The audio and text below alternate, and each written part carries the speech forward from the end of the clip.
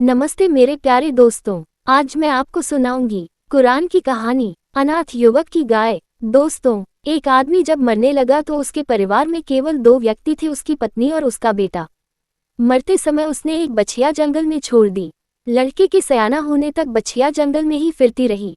जब वह सयाना हो गया तो एक दिन उसकी माँ ने कहा, बेटा, ये बछिया तुम्हारी ही है, तुम इसे बाजार में ले जाओ और सोने की 3 मुहरों में बेच आओ। युवक बछिया को लेकर बाजार में गया तो वहां उसे आदमी के रूप में एक फरिश्ता मिला और उसने उसकी बछिया के दाम सोने की 6 मुहरें लगाए। लेकिन युवक ने अपनी माता की आज्ञा के बिना इस मूल्य पर बछिया बेचने से इनकार कर दिया। उसने अपनी माँ के पास जाकर पूरा समाचार सुनाया तो माँ ने 6 सोने की मुहरों में बेचने की आज्ञा दे दी। युवक इस बार बाजार आया तो फरिश्ते ने कहा, मैं तुम्हारी बछिया को सोने की 12 मुहरों में खरीद सकता हूँ, लेकिन शर्त यह है कि तुम इस अधिक मूल्य की बात अपनी माँ को नहीं बतलाओगे। युवक ने उसकी शर्त मानने से इनकार कर दिया और फिर पूरा समाचार अपनी माँ को जा सुनाया। समाचार सुनकर माँ ने अनुमान लगाया कि बछिया खरीदने वाला आदमी अवश्य ही देवता है।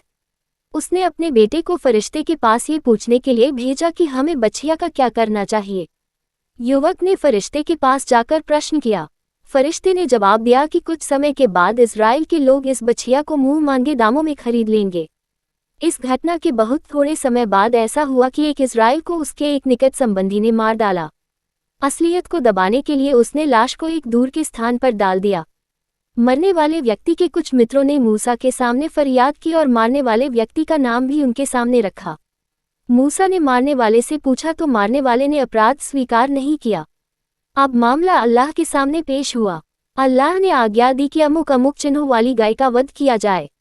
उस अनाथ युवक की गाय में ही वे चिन्ह थे। मजबूर होकर इजरायली लोगों को वह गाय तौलकर गाय के बराबर सोने में खरीदनी पड़ी।